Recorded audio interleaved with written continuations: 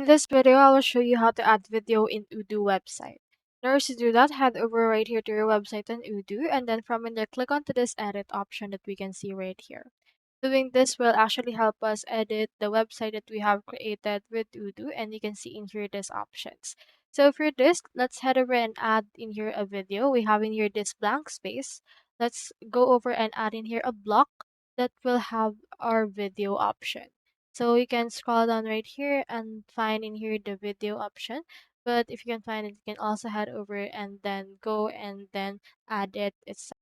You have in here the video, you can just click on it and then drag it wherever you want it added. So let's add it right around here onto the top.